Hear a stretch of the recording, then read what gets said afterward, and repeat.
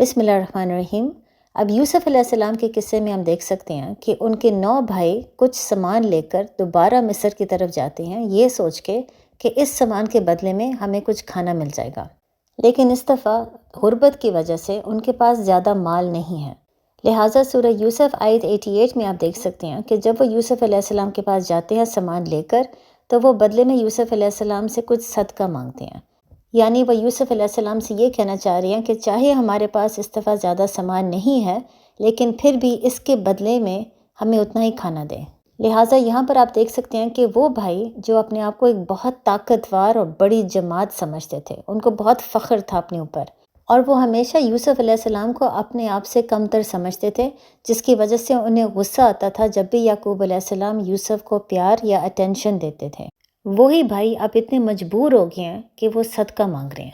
لہٰذا یہ وہ موقع تھا جب اللہ نے پھر یوسف علیہ السلام کو حکم دیا کہ اب وہ اپنی آئیڈینٹی سب کو بتا دیں۔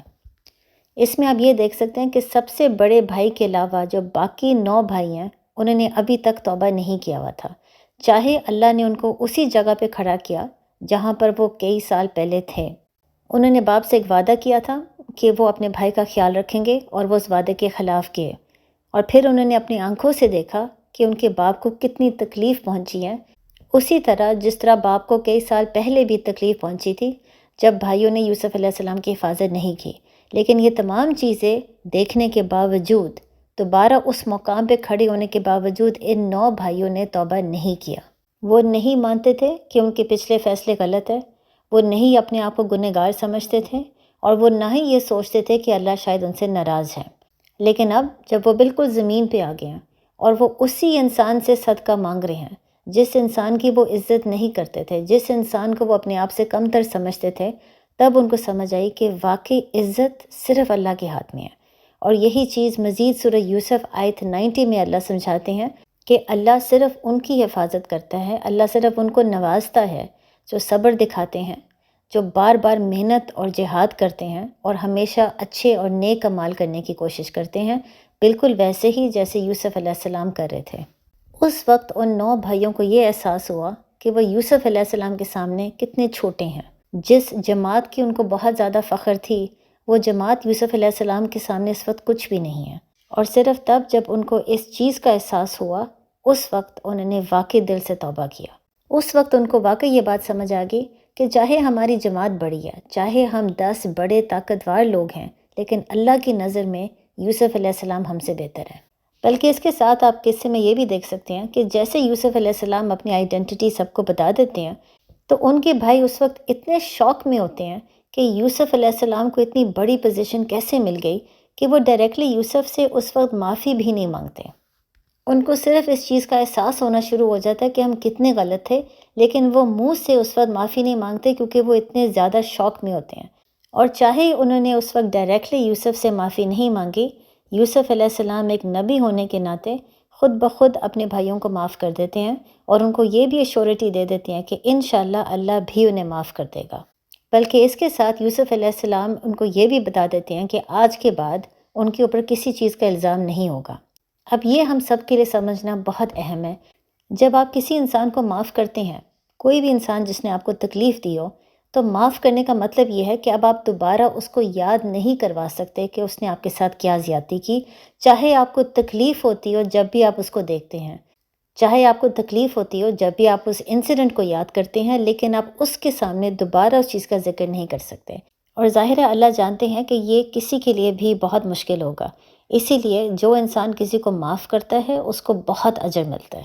لہٰذا یہ یاد رکھیں کہ اللہ اس انسان کو جس نے ظلم یا زیادتی کی ہو، اللہ اس کو معاف کرے گا یا نہیں، یہ ڈیپینڈ اس انسان پہ کرتا ہے کہ وہ کس حد تک توبہ کرتا ہے۔ اور ظاہر ہے توبہ ایک ایسی چیز ہے جو صرف ایک انسان اور خدا کے بیچ کا معاملہ ہے، لیکن جس انسان نے معاف کر دیا، اگر وہ واقعی اجر چاہتا ہے تو وہ سامنے والے بندے کو بار بار اپنی غلطی کا احساس نہیں دلا سکتا، اور نہ ہی اس کو اجازت ہے کہ وہ اس غلطی کا دوبارہ ذکر کرے۔ اب اس کے بعد آپ قصے میں دیکھ سکتے ہیں کہ یوسف علیہ السلام اپنی قمیض اپنے بھائیوں کو دیتے ہیں، اور ان کو یہ سمجھاتے ہیں کہ یہ قمیض باپ کے منہ پہ ڈال دینا، ان کی فوراً نظر ٹھیک ہو جائے گی۔ لہٰذا جب وہ بھائی یوسف علیہ السلام کی قمیض لے کر واپس فلسطین کی طرف لوٹ کے آ رہے ہوتے ہیں، تو ساتھ ہی یعقوب علیہ السلام سب کو یہ بتاتے ہیں کہ کوئی یہ نہ سوچے کہ میں بہک گیا ہوں، لیکن مجھے یوسف علیہ السلام کی خوشبو آ رہی ہے۔ لیکن ظاہر ہے تمام لوگ ان کی بات سن کے ان کو سیریس نہیں لے رہے تھے، بلکہ جب یعقوب علیہ السلام اتنے سالوں تک یوسف علیہ السلام کا انتظار کرتے رہے، تمام لوگ یہی سوچتے تھے کہ یعقوب علیہ السلام غلط ہے۔ وہ کبھی کبھی ان کا مذاق بھی اڑاتے تھے۔ تو پھر ظاہر ہے جب انہوں نے یہ کہنا شروع کر دیا کہ مجھے یوسف کی خوشبو آ رہی ہے، تو لوگوں نے اس وقت بھی ان کو سیریس نہیں لیا۔ لہٰذا آخرکار جب وہ خوشخبری آئی اور یعقوب علیہ السلام کی نظر بھی ٹھیک ہو گئی، تو انہوں نے بہت ہی کانفیڈنس کے ساتھ تمام لوگوں کو بتایا کہ کیا میں یہ نہیں کہتا تھا کہ میں وہ جانتا ہوں جو تم لوگ نہیں جانتے۔ یعنی وہ اس وقت یہ کہنا چاہ رہے تھے کہ میں جانتا ہوں کہ جو بھی خواب یوسف علیہ السلام کو آئی جب وہ چھوٹے تھے، اللہ مجھے ایک پیغام دے رہے تھے۔ وہ پیغام یوسف کے لیے نہیں تھا، وہ پیغام میرے لیے تھا۔ وہ جانتے تھے کہ اللہ ان کو یہ بتانا چاہ رہے ہیں کہ ایک نہ ایک دن ایسا آئے گا کہ باپ بیٹا کی ملاقات دوبارہ ضرور ہوگی۔ اس کو کہتے ہیں توکل، اس کو کہتے ہیں عقیدہ۔ جب ایک انسان کو یہ یقین ہو کہ اللہ کی مدد لازماً آئے گی، وہ یہ نہیں جانتا کہ اللہ کی مدد کب آئے گی، کس طریقے سے آئے گی، کس ذریعے آئے گی، لیکن وہ یہ جانتا ہے کہ اللہ کی مدد آئے گی ضرور۔ اب اس سٹیج پہ آپ دیکھ سکتے ہیں کہ وہ 10 بیٹے اپنے باپ سے معافی مانگتے ہیں۔ وہ پہلی دفعہ باپ کے سامنے مانتے ہیں کہ وہ غلط ہے، کہ انہوں نے جھوٹ بولا ہے، کہ انہوں نے زیادتی کی ہے، باپ کے ساتھ بھی اور یوسف علیہ السلام کے ساتھ بھی۔ لیکن یعقوب علیہ السلام جو ایک باپ تھے، جو جانتے تھے کہ کئی سالوں تک ان کے بیٹوں نے ان کے ساتھ جھوٹ بولا، ایک چھوٹے بچے کے ساتھ زیادتی کی، آپ ان کے جواب میں دیکھ سکتے ہیں کہ انہوں نے فوراً اپنے بیٹوں کو معاف نہیں کیا، بلکہ انہوں نے یہی جواب دیا کہ عنقریب میں اللہ سے آپ کے لیے ضرور معافی مانگوں گا۔ اس سے صاف یہ ظاہر ہوتا ہے کہ یعقوب علیہ السلام نبی تو تھے، لیکن اس کے ساتھ ساتھ وہ ایک باپ بھی تھے۔ ان کو اس چیز کی تکلیف تھی کہ اتنے سال ان کے بیٹوں نے ان کے سامنے سچ نہیں بولا، اور نہ ہی ان کے بیٹوں نے کبھی توبہ کیا۔ لہٰذا اس تکلیف کی بنیاد پہ وہ کہتے ہیں کہ وہ معاف ضرور کر دیں گے، لیکن کچھ دیر کے بعد۔ بلکہ تکلیف ہونے کے ساتھ ساتھ ایک اور وجہ یہ بھی ہو سکتی ہے کہ یعقوب علیہ السلام پہلے یوسف علیہ السلام کو ملنا چاہ رہے تھے، پہلے یوسف علیہ السلام کے حالات جاننا چاہ رہے تھے، کیونکہ ان کو یہ سمجھتی کہ اصل ظلم ان کے ساتھ تو نہیں ہوا، یوسف علیہ السلام کے ساتھ ہوا ہے۔ لہٰذا پہلے جس کے ساتھ ظلم ہوا ہے وہ اس کو ملنا چاہ رہے ہیں، اور وہ اس کی کیفیت جاننا چاہ رہے ہیں کہ کیا وہ اپنے بھائیوں کو معاف کرنے کے لیے تیار ہے یا نہیں۔ پھر اس کے بعد باپ فیصلہ کرے گا کہ کیا وہ بھی معاف کرنا چاہتا ہے یا نہیں۔ اللہ بہتر جانتے ہیں، لیکن اس سے ہمیں یہ ضرور سبق ملتا ہے کہ اسلام میں فلیکسیبلٹی ہے۔ اللہ جانتے ہیں کہ جس انسان کے ساتھ ظلم یا زیادتی ہوتی ہے اس کے لیے معاف کرنا اتنا آسان نہیں ہے، لہٰذا اللہ کسی بھی انسان کے اوپر پریشر نہیں ڈالتے کہ فوراً معاف کرنا بہت ضروری ہے۔ لہٰذا اگر ایک انسان فوراً معاف کرنا چاہتا ہے تو یہ بہت اچھی بات ہے، اگر ایک انسان کچھ وقت مانگتا ہے تو اس میں بھی کوئی حرج نہیں، اور اگر ایک انسان کو یہ محسوس ہو کہ جس نے میرے ساتھ زیادتی کی ہے اس نے تو ایک دفعہ مجھ سے معافی نہیں مانگی، بلکہ جو اس کی حرکتیں پہلے تھی ابھی بھی اس کی وہی حرکتیں ہیں، لہٰذا اگر کوئی انسان ان چیزوں کی وجہ سے کسی کو معاف نہیں کرنا چاہتا تو وہ بھی ٹھیک ہے۔ اسلام میں کسی قسم کا پریشر کسی پہ بھی نہیں ہے۔ ہاں یہ ضرور ہے کہ جو معاف کرے گا اس کو اجر بہت زیادہ ملے گا، لیکن اگر ایک انسان کے لیے معاف کرنا بہت مشکل ہے تو اللہ کی طرف سے اس پہ کسی قسم کی زبردستی نہیں۔ پھر اس کے بعد آپ قصے میں دیکھ سکتے ہیں کہ آخر کار یوسف علیہ السلام کے ماں باپ اور ان کے تمام بھائی فلسطین کو چھوڑ کے مصر آ جاتے ہیں، اور وہاں پر پہنچتے ساتھ وہ یوسف علیہ السلام کے آگے سجدہ کرتے ہیں۔ یہ وہی چیز ہے جو یوسف علیہ السلام نے بچپن میں اپنے خواب میں دیکھی تھی،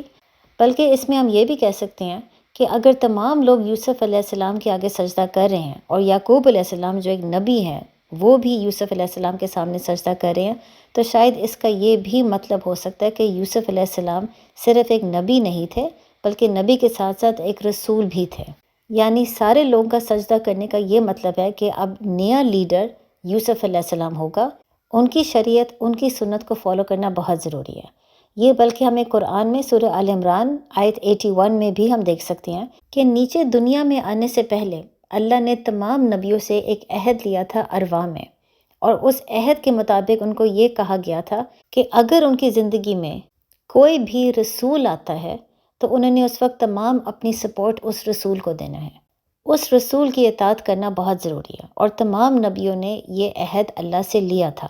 بلکہ یہ عہد لینے کی وجہ ہی یہی تھی کہ جب بھی اللہ ایک رسول کو بھیجتا ہے تو اس کا مطلب یہ ہے کہ پچھلے شریعت میں تھوڑی سی تبدیلی آ رہی ہے، اور سنت میں بھی، لہٰذا جو نیا رسول آ گیا ہے اس کی اطاعت کرنا بہت ضروری ہے، کیونکہ وہی سب سے لیٹسٹ شریعہ اور سنت لے کر آیا ہے۔ لہٰذا اگر ایک نبی یعنی یعقوب علیہ السلام اس وقت یوسف علیہ السلام کے آگے سجدہ کر رہے ہیں، یہ انڈیکیٹ کرنے کے لیے کہ یہ اگلا لیڈر ہے، تو اس سے شاید یہ ثابت ہوتا ہے کہ یوسف علیہ السلام صرف ایک نبی نہیں بلکہ ایک رسول بھی تھے۔